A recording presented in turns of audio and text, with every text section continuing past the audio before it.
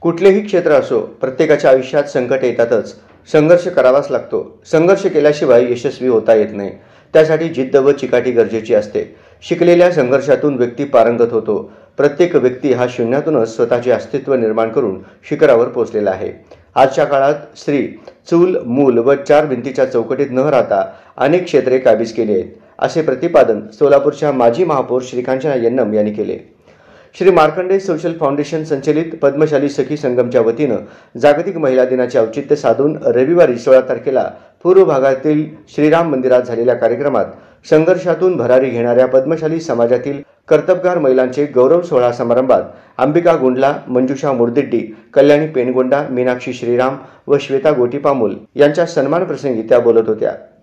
त्या पुढे म्हणाल्या, पूर्वी स्त्रियांना बंधने होत्या, तरीही यशस्वी झाल्या, पण आजच्या स्त्रीला शिखरावर पोहोचण्यासाठी अनेक संधी उपलब्ध आहेत. या संधीमुळेच अनेक क्षेत्र काबीज केल्याचे हे आपण सर्वजण पाहतोय. अंबिका शंकर गुंडला यांच्या पतीचे हृदयविकाराने निधन झाल्यानंतर खंबीरपणाने पतीने उभारलेला उद्योग सांभाळत मुलांचे शिक्षण व घर देखील पाहत आहेत. मंजुषा श्रीनिवास मुर्दिडी या लहानपणापासून हुशार विद्यार्थिनी ME करत MPSCच्या माध्यमातून राज्य शासनाच्या सार्वजनिक बांधकाम विभागात नोकरी मिळवली. कल्याणी अंबादास पेनगोंडा लग्नानंतर सुरुवातीला खरेदी व विक्री व्यवसाय करण्याच्या उद्देशाने केलेला छोटासा व्यवसाय दिवसागणिक वाढतच गेल्याने मोठ्या स्वरूपात उभारल्या.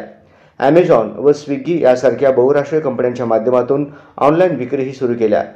सुरुवातीला 5,000 रुपयांपासून सुरू केलेला व्यवसाय आज वर्षाला 15 ते 16 लाखात उलाढाल होत असून या कामी पतीचे पाठबळ मिळत असल्याचे अभिमानाने सांगतात.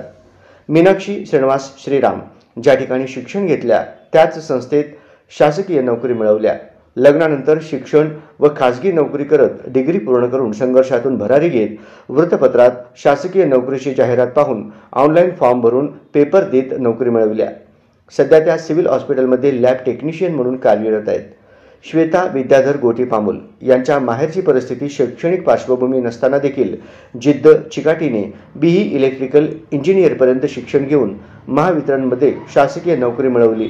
सध्या त्या मोहोळ येथील महावितरणात कार्यरत आहेत. संघर्षातून भरारी घेणाऱ्या कर्तबगार महिलांना गौरवपत्र, प्रेरणादायी पुस्तके, गुलाब फूल व सोलापुरी टॉवेल देऊन सन्मानित करण्यात आले.